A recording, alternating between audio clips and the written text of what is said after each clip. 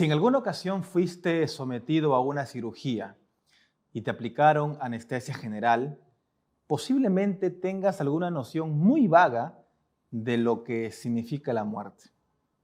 En alguna ocasión, un hombre llamado Charles Whitman, de ascendencia inglesa, reconoció haber regresado de la muerte.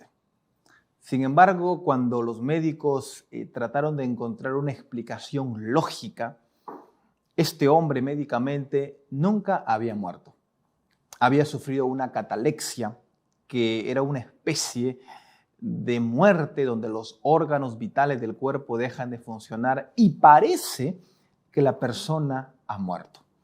Hoy en día el mundo se hace la pregunta y trata de encontrar respuesta al aspecto de la muerte. En esta oportunidad estamos en la lección número 3 de la escuela sabática y para esta semana titula Comprendamos la naturaleza humana. Durante toda esta semana haremos un contraste entre la frase que Dios le dijo a Adán y Eva, porque del día que de él comieras ciertamente morirás, en contraposición con la frase de la serpiente, que le dijo también a Adán y Eva, no morirás. Y para ello en esta ocasión tenemos un panel de lujo. Está con nosotros dos pastores de la Asociación Peruana Central. Está con nosotros el pastor Kevin Cabrera. Y el pastor Eloy Palleguanca. Amigo pastor Eloy, ¿cómo te encuentras en esta oportunidad? Me encuentro muy bien, pastor. Gracias por la invitación y estamos aquí para poder aprender y desarrollar esta hermosa lección. Amén. Amigo Kevin, ¿qué tal? ¿Cómo estás? Pastor, contento de estar en esta oportunidad aquí para hablar de este tema tan controversial de repente, pero que nos va a ayudar a comprender mejor las Escrituras. Amén. Y creemos, amigos, pastores, que va a ser una bendición el estudio de la palabra de Dios. ¿Qué les parece si hacemos una oración antes de poder abrir la Biblia y comenzar a comentar lo que la lección tiene para nosotros en esta semana? Padre Celestial que estás en los cielos, gracias te damos porque en estos minutos tú permites que podamos abrir tu palabra y poder beber alimento fresco.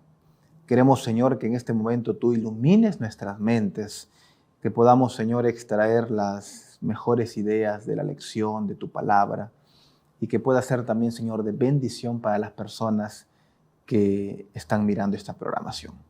Gracias, Señor, te lo pedimos en el nombre de Jesús. Amén. Amén.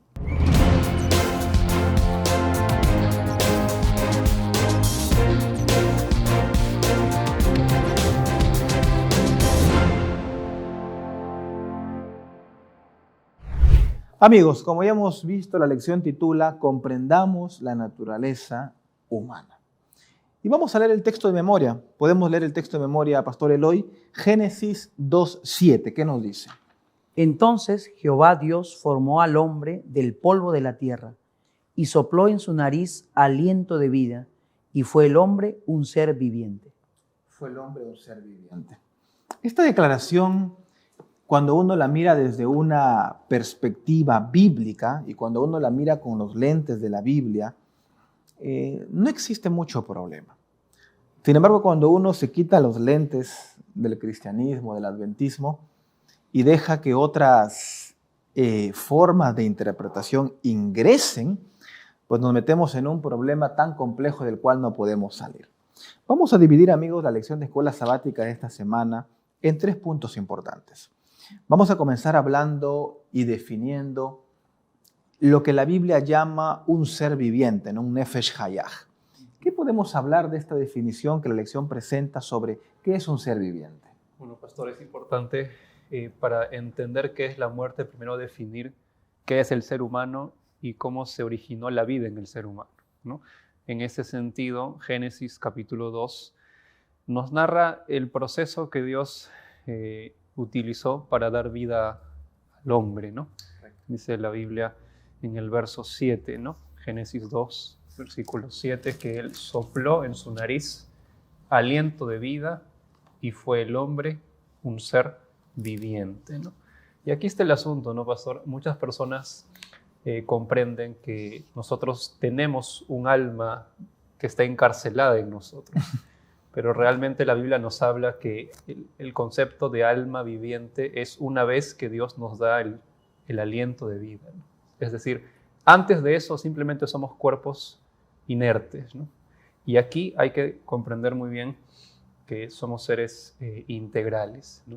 No duales, sino monistas, ¿no?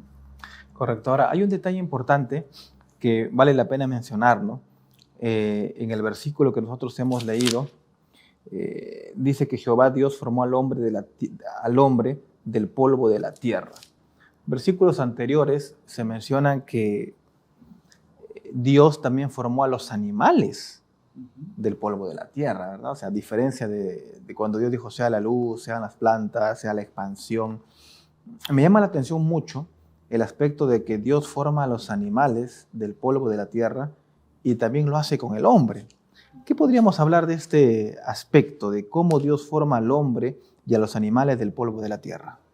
Algo muy interesante, pastor, lo encontramos en esta palabra hebrea, ¿no? Yapsar, que significa formó, ¿no? Que viene en un contexto del alfarero, el mismo término que se utiliza pues en el libro de Isaías, ¿no? 49, donde toma la referencia de que Dios modeló como un alfarero pues al hombre. Y ese es un punto importante porque ahí podemos darnos cuenta que Dios tenía un diseño específico para el ser humano y también una apariencia que darle. Y gracias a eso, pues, Él también otorga, ¿no?, este chispazo de vida, ¿no?, o el aliento, ¿no?, que le da, pues, esa transformación, algo inerte, algo viviente. Correcto. Entonces podríamos hablar de que, a diferencia tal vez del reino vegetal y del reino animal, Dios tuvo una consideración especial con la humanidad. Porque si bien es cierto, sí, ¿no? Tanto las plantas y los animales fueron creados con propósito, correcto. Pero a diferencia del hombre, no solamente lo creó con propósito, sino lo creó de forma inteligente. Y en eso radica de alguna forma el soplo de vida que el pastor Kevin ha mencionado. De hecho, el soplo de vida es un aspecto no objetivo, ¿verdad? ¿Quién podría explicar, o de repente qué médico podría explicar, bueno, a ver, el soplo de vida, A, B, C, o sea, no, De tal cosa. claro, o sea, a ver, ¿cuál es la composición química de la...? No se puede explicar. Lo que la Biblia dice es que Dios formó al hombre con sus manos, perfecto, un muñeco allí de barro, de la tierra, y sopló, ¿no? Ese soplo. Ahora, ¿cómo un soplo puede dar vida? Humanamente eso es imposible. No se puede explicar, no hay argumentos, ¿no? O sea, hasta podría ser irrefutable si alguien quiere llamarlo así, ¿no? Pero allí ingresa el aspecto de la fe. Ahora, ¿qué podríamos hablar, amigos? Porque la lección habla aquí también de que, claro, ya Dios sopló en los hombres, o en este caso en Adán, y él fue un ser viviente. Pero en segundo lugar, habla de que Dios creó a Adán y también a Eva a su imagen. ¿Qué quiere decir la Biblia con su imagen? Algunos por ahí salen a argumentar de que lo hizo igual a Dios, completamente físicamente hablando. Otros dicen, no, lo que pasa es que formar a la imagen tiene que ver con el aspecto espiritual, con el aspecto moral. ¿A qué se estaba refiriendo esta declaración? En realidad, pastor, ahí hay dos términos, ¿no? Imagen y semejanza, ¿no? Y en realidad ambas raíces hebreas refieren a dos cosas diferentes, ¿no?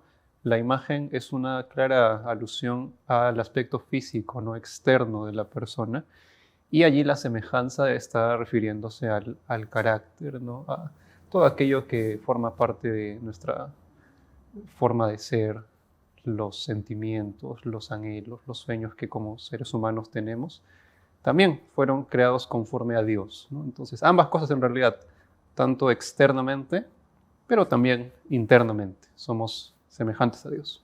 Ahora, pastor, esa idea es muy buena y de alguna forma es una estocada, porque algunas denominaciones hoy en día, por ejemplo, han tratado de enseñar de que Dios es un ser incorpóreo, que no tiene cuerpo, ¿no? Es una especie de fuerza. De hecho, el mundo evangélico concibe a Dios como una fuerza activa. Una fuerza activa que permea y permea todas las cosas, y es una especie de humo, una especie de viento. Pero aquí la Biblia menciona que Dios formó a Adán y Eva a imagen, como se menciona. O sea, físicamente nosotros podemos intuir de que Dios es un ser físico. Así es. No como nosotros, ¿no?, que somos bajitos, que tenemos imperfecciones, pero es un ser físico, ¿no? O sea, Él tiene brazos, tiene manos, tiene ojos. De hecho, Jesús se encarnó, ¿no? Como ser humano. Pero también el segundo detalle es que Dios colocó moralidad en el ser humano. Entonces nosotros podemos hablar de que Dios, al ser un ser moral, no es un Dios indiferente. La cosmovisión griega trataba de explicar la parte de la semejanza de Dios como un ser indiferente, ¿no? El famoso motor inmóvil, que estaba ahí con los brazos cruzados, con el ceño fruncido, con una barba larga, y estaba ahí arriba en la especie de limbo, ¿no? Mirando a la humanidad, cómo se destruía, pero no podía hacer nada, o mejor dicho, no quería hacer nada para venir y rescatarla, ¿no? No es esa la concepción bíblica de Dios. Este texto también que podríamos hablar un poquito más, es una cosmovisión de que Dios es un Dios cercano al ser humano. Claro, en la creación, pues, Dios da una manera muy práctica de que Él se preocupa por el ser humano y también está, podríamos decirlo, ¿no?, de forma directa, ¿no?, direccionando su vida. Y eso lo podemos notar también en el transcurso de toda la Biblia. O sea, Dios no es un Dios ajeno a nuestra vida, sino Él está presente, ¿no? Él está ahí tratando de siempre llamarnos y buscándonos. Correcto. Entonces, ser viviente tiene que ver con la parte física, pero también con la parte moral. Ahora, este texto también abre otra segunda ventana, y esta ventana tiene que ver con el alma. De hecho, Ezequiel, hay una declaración en el libro de Ezequiel, capítulo 18, del 4 al 20, que resume y dice, ¿no? El alma que pecare, ciertamente morirá. Sobre este texto bíblico se ha creado mucho debate, ¿no? Mucho debate. Algunas personas han argumentado de que, mira, Ezequiel dice que hay un alma. Entonces, en nuestra mente, y posiblemente en las personas que nos están viendo, cuando nosotros, seamos sinceros, ¿no? Cuando escuchamos alma, ¿en qué pensamos? Algo inmaterial que está dentro de nosotros. En algo inmaterial, ¿no? ¿En qué pensamos, pastor, cuando escuchamos alma? A veces también tenemos esa concepción dicotómica, ¿no?, de que cuando uno muere, entonces todo nuestro cuerpo, ¿no?, va al polvo de la tierra y el alma está flotando, está caminando o molestando, ¿no? La famosa frase, ¿no? Pórtate bien, porque si no tu abuelito que ha muerto te va a molestar, ¿no? Entonces, esa es la concepción mundana, ¿no? Correcto. Miren, yo recuerdo que en una ocasión estaba en un funeral. Era mi primer año de ministerio, trabajaba en la Sierra de Arequipa y estaba en un funeral. Todos eran adventistas, ¿eh? Entonces estábamos ahí en el cementerio, me tocó dar el mensaje, hablamos de la esperanza y todo. Entonces al final se pidieron las palabras de los hijos y habló un anciano de iglesia, un hermano de iglesia, un líder fuerte. Y me llamó mucho la atención, ¿no? Porque él dijo, bueno, la que había muerto era su madre, dijo, bueno, mamita, dijo, ahora ya estamos tranquilos, ella había sufrido un cáncer, porque ya tu alma está con el Señor en este momento. Y yo, ¿what? ¿Que tu alma está con el Señor?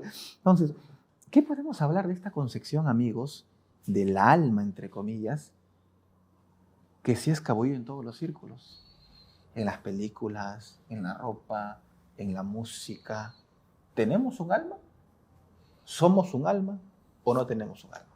En realidad, pastor, el concepto, pues, de la inmortalidad del alma es algo que está presente en todo lado, ¿no?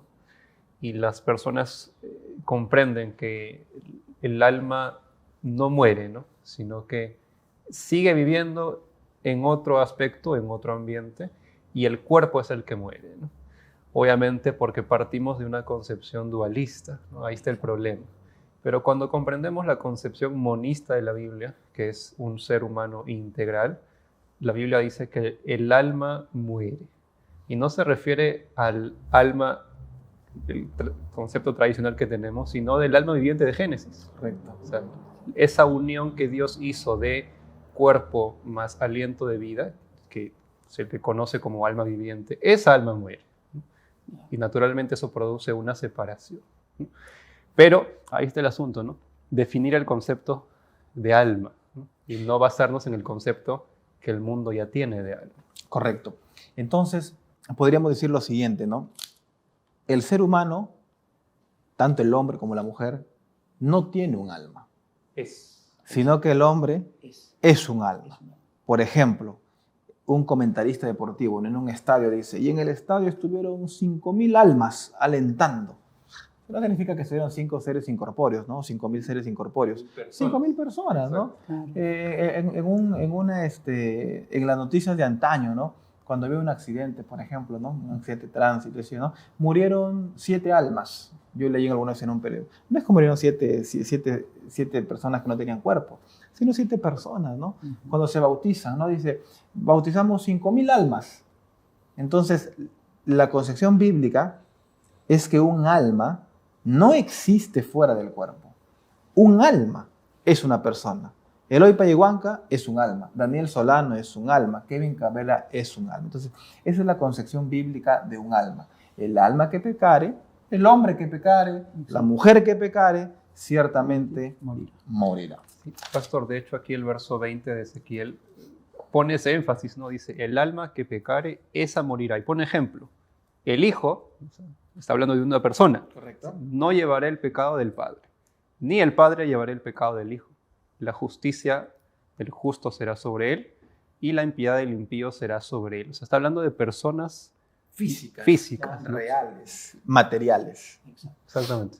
Ahora, amigo, vamos a pasar al segundo punto de la lección, que vamos a leer, ¿les parece el texto bíblico? Eclesiastés, capítulo 12. Aquí en el capítulo 12, el sabio Salomón habla sobre el fin de la vida. Y él en el versículo 6 comienza una hilación. Eclesiastés 12:6 dice, antes que la cadena de plata se quiebre y se rompa el cántaro, el cuenco de oro, y el cántaro se quiebre junto a la fuente, y la rueda sea rota sobre el pozo. Y aquí viene el detalle, versículo 7. Y el polvo vuelva a la tierra. Hasta allí no hay ningún problema.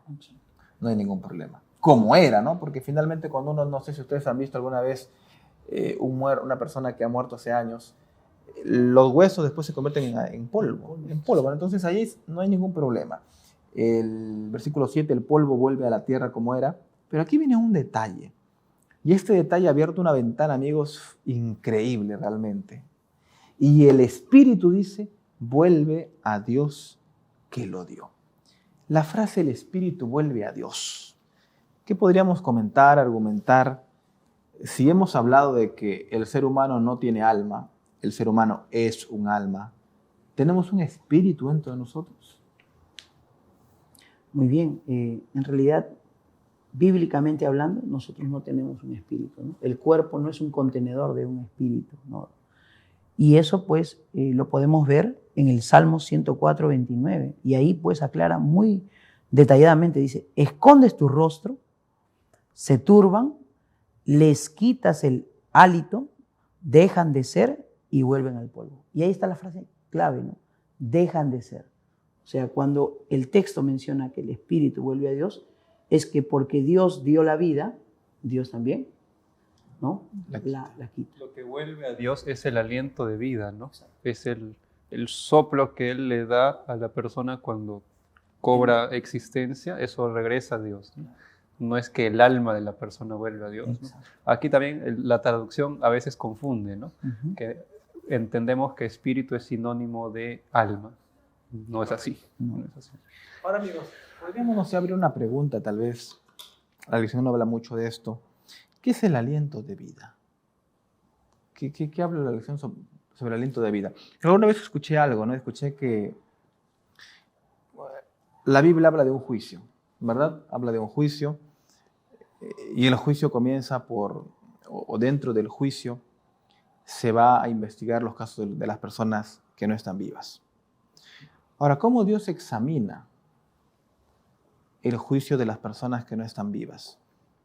Les hago esta aclaración porque una vez escuché por ahí de que el aliento de vida en realidad es la memoria de cada persona. Esto es cierto, esto no es cierto. Escuché que el aliento de vida que Dios nos quita son los recuerdos de la persona. Es como un robot, ¿no? O como un celular que uno le coloca una memoria. Uno coloca la memoria y ahí guarda fotos, videos, guarda, no sé, archivos. Cuando uno le quita la memoria, ese celular queda vacío, queda en blanco. ¿Qué será el aliento de vida del que habla Salomón en Eclesiastés 12:7? Bueno, realmente, pastor, cuando nosotros intentamos usar palabras humanas para explicar algo, a veces podemos especular muchas cosas, ¿no? Correcto.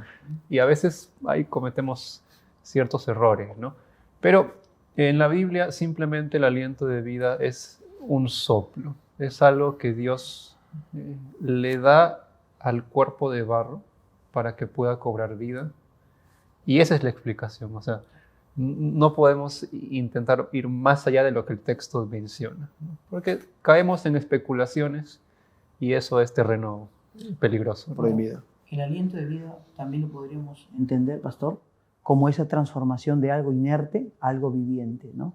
O sea, es el milagro, ¿no?, que Dios otorga a ese muñeco de barro que formó, y que ese muñeco de barro ahora ya no es inerte, sino ahora va a tener vida, ¿no? Y eso es lo que es, podríamos decir, como el aliento de vida, bíblicamente hablando, ¿no? Ahí en la muerte ocurre pues el proceso inverso, ¿no? Exacto. Dios quita su aliento de vida y por lo tanto el cuerpo, como dice el texto, vuelve al barro y deja de existir la persona, ¿no? Entonces ahí está el asunto, ¿no? Correcto. Y yo hacía, amigos, este comentario porque ha surgido en estos últimos años una idea y una tendencia de que el aliento de vida son los recuerdos que el ser humano tiene en el cerebro. Y esta idea es una idea que se está haciendo cada vez más grande dentro del mundo cristiano. No digo adventista, evangélico, dentro del mundo cristiano. Ahora es interesante que esta idea no es bíblica. ¿Por qué? Los médicos han descubierto hace algunos años un asunto que se llama la memoria de arquetipos. Es una memoria que todos nosotros tenemos en nuestro cerebro, que incluso después de algunos años que la persona muere, hasta que el cuerpo se descomponga, uno puede hacer uso de esa memoria.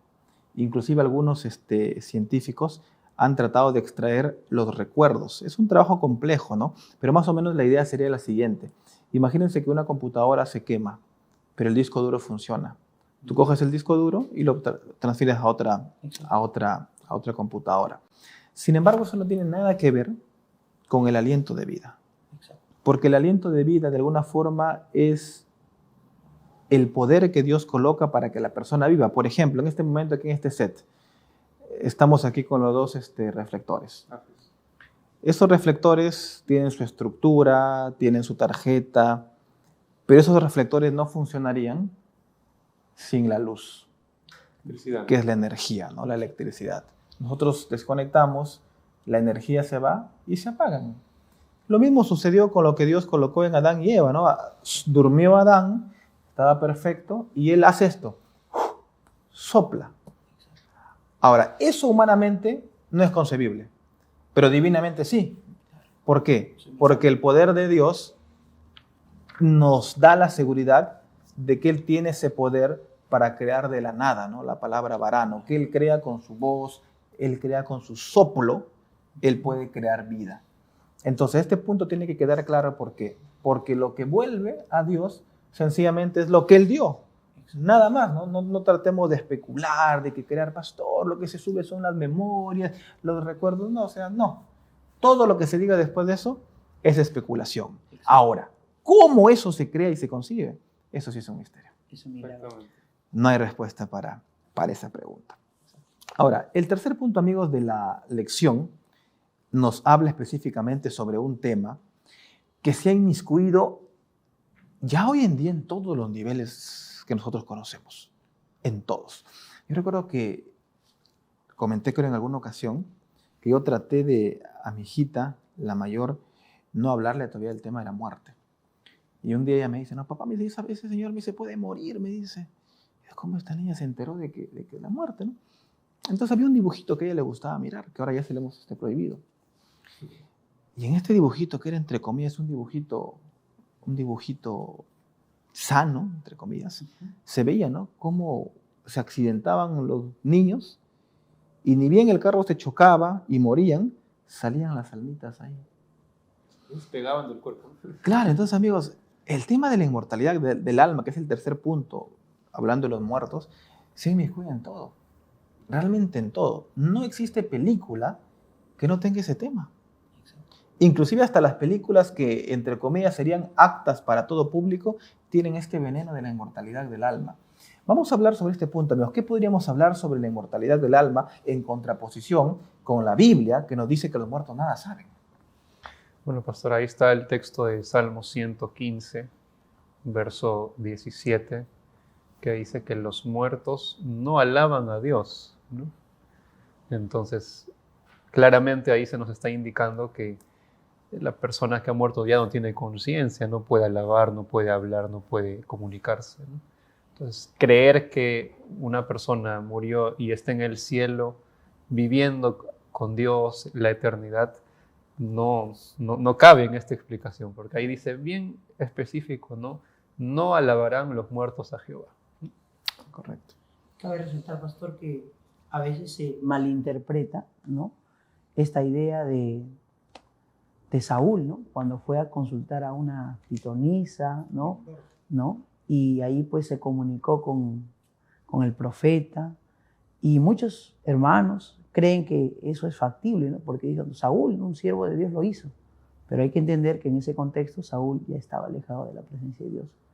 Y eso pues hizo de que él empezara a consultar a los muertos.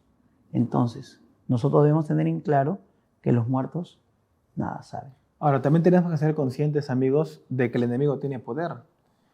¿Verdad? La Biblia habla o está 100% abarrotada del poder de Dios. Pero Satanás también tiene poder.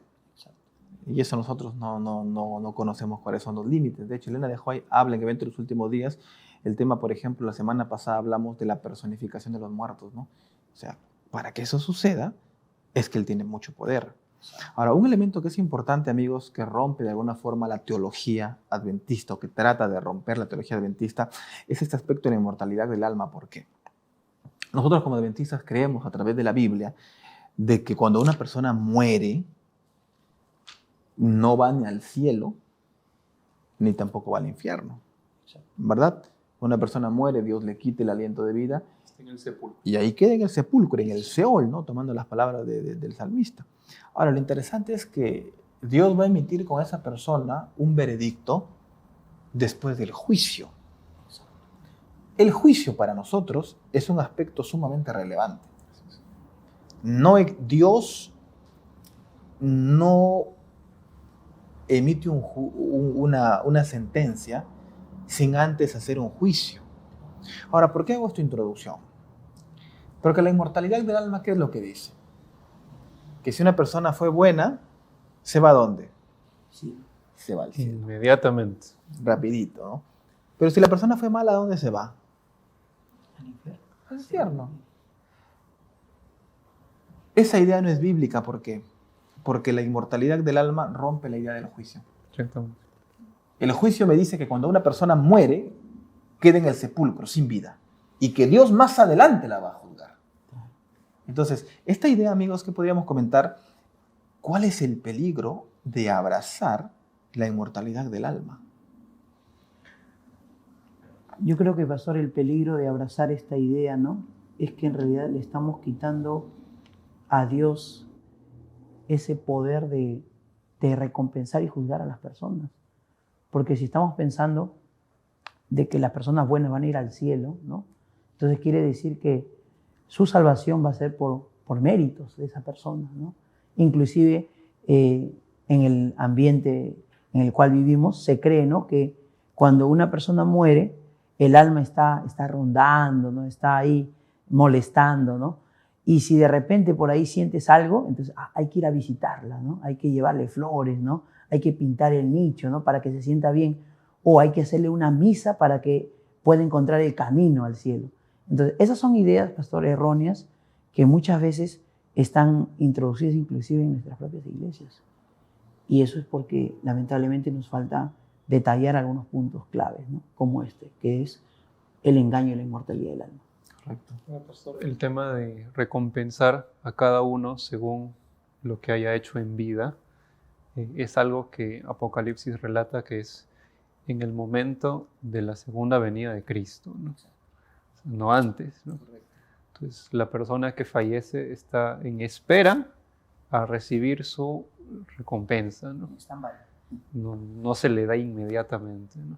Y ahí está el tema del juicio, ¿no? O sea, la Biblia nos dice que todo juicio necesita pues de una investigación previa, ¿no? El famoso juicio investigador.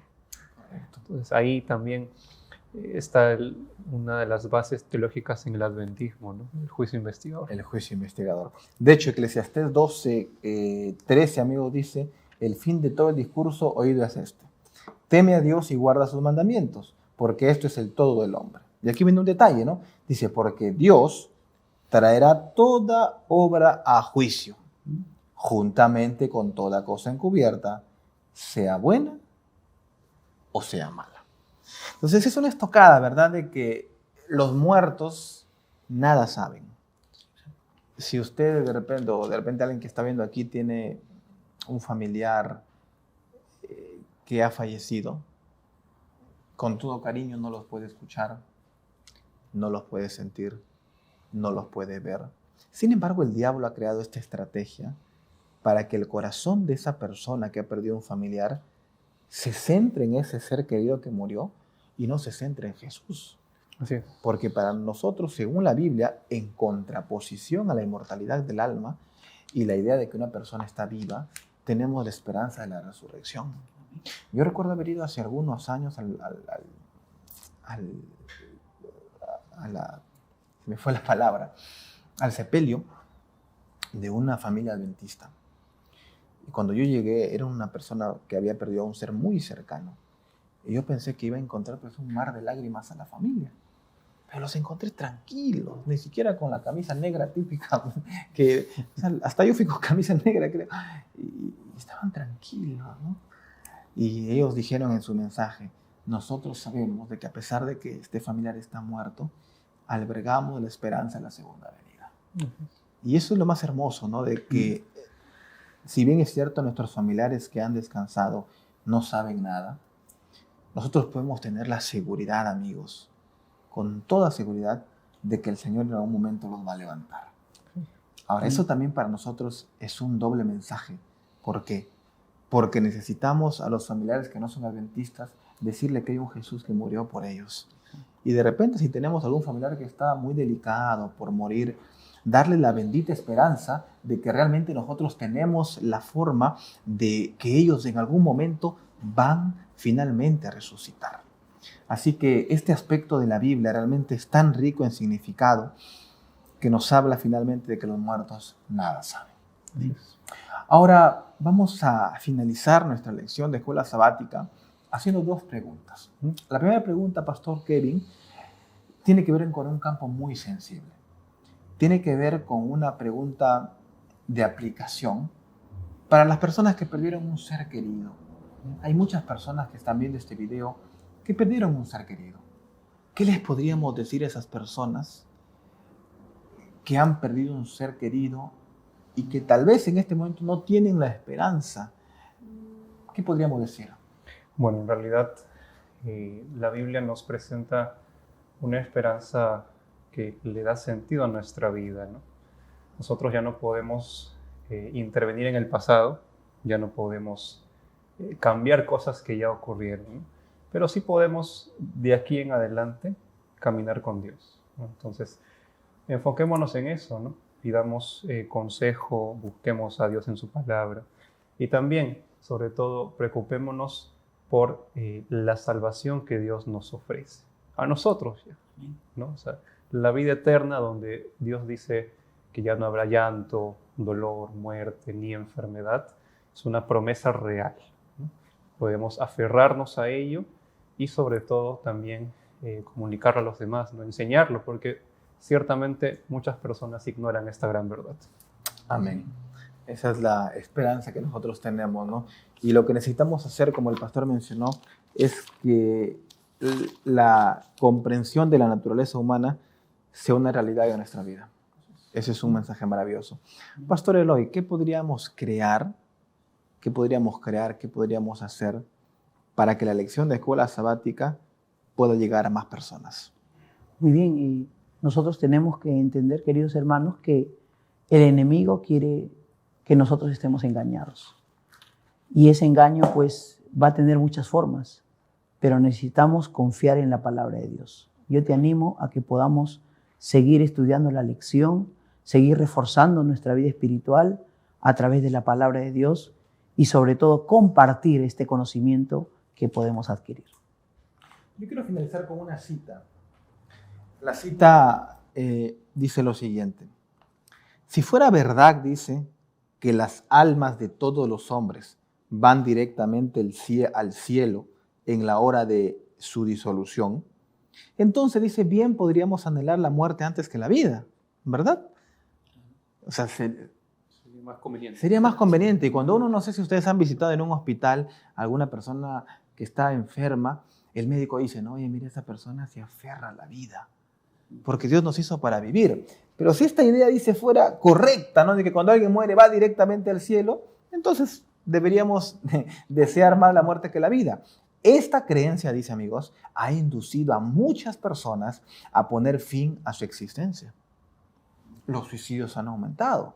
Cuando uno está, dice, anonadado por los cuidados, las perplejidades y los desengaños, parece cosa fácil romper el delgado hilo de la vida y remontarse hacia el más allá, a la bienaventuranza del mundo eterno. Finalmente dice que en ningún lugar de las Sagradas Escrituras se encuentra una declaración de que los justos recibirán su recompensa y los malos recibirán su castigo en el momento de su muerte. Los patriarcas y los profetas nos dejaron tal seguridad. Cristo y sus apóstoles ni la mencionaron siquiera. Y la Biblia enseña claramente que todos los muertos no van inmediatamente al cielo, sino que simplemente ellos esperan la gloriosa resurrección. La contrapromesa al aspecto de la muerte, amigos, es que el Señor en algún momento, por su gracia, traerá a la vida a nuestros seres queridos. Como dice la Biblia, ¿no? Cuando el Señor venga por segunda vez, ocurrirá la resurrección general. Pero también habrá una resurrección previa, ¿no?, que no es el tema ahora, que es la resurrección especial, ¿no?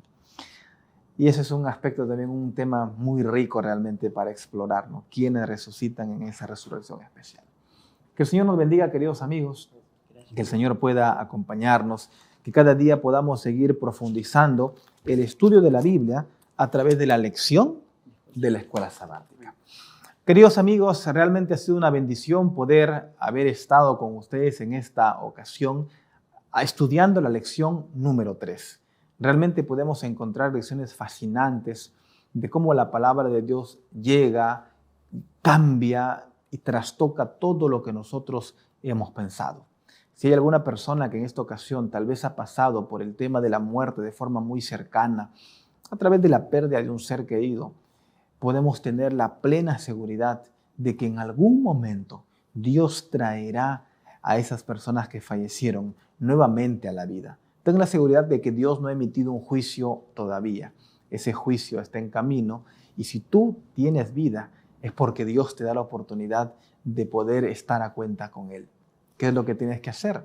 Cada día estudiar la Biblia, cada día orar y sentir el deseo y el anhelo de llevar una persona para Jesús. Que Dios te bendiga grandemente. Vamos a terminar con una oración. Padre Celestial, gracias por tu amor y misericordia, porque podemos tener la seguridad de que tú estás con nosotros y que la vida, Señor, que tú creaste tan perfecta fue manchada por el enemigo, trayendo la muerte. Sin embargo, también colocaste la maravillosa esperanza de que en algún día nuestros seres queridos resucitarán al sonido de la trompeta. Ayúdanos, Señor, y ayúdanos también, Señor, a que nuestra fe pueda aumentar. Quédate con nosotros, te lo pedimos en el nombre de Jesús. Amén, Señor.